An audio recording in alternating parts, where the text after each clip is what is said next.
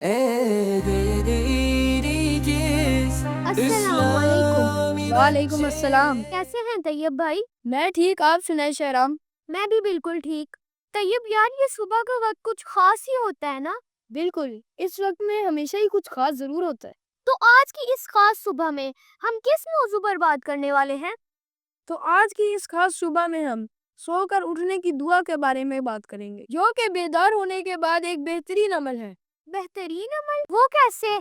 देखो, ये दुआ हमें ये याद दिलाती है कि हर सुबह अल्लाह का एक खास तोहफा है और हमें ये एक और दिन का मौका दिया गया है कि हम अपनी जिंदगी को और अच्छे तरीके से गुजार सकें। अच्छा तैयब, ये दुआ क्या है? बुखारी शरीफ की हदीस नंबर 6324 में हजरत हुज़ैफा बयान करते हैं कि हमारे प्यारे नबी हजरत मोहम्मद सल्लल्लाहु अलैहि वसल्लम जब भी नींद से बेदार होते तो ये दुआ पढ़ते, अल्हम्दुलिल्लाहिल्लज़ी अहयाना बअदमा अमातना व इलैहिन नुशूर, कि जिसका मतलब ये है कि तमाम तारीफें उस अल्लाह के लिए हैं कि जिसने हमें मौत के बाद जिंदगी बख्शी और उसी की तरफ हमें लौट कर जाना है। ये दुआ पढ़ने का फायदा क्या है? इस दुआ से हमारे दिन का आगाज अल्लाह का शुक्र अदा करने से होता है। तैयब भाई, इस दुआ को हम जुबानी कैसे याद कर सकते हैं?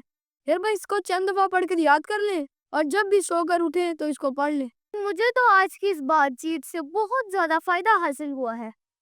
जी, मुझे भी ये उम्मीद थी कि इससे हमें बहुत ज्यादा फायदा हासिल होगा। चलो फिर आज की इस बातचीत को खत्म करते हैं और चलते हैं। Islam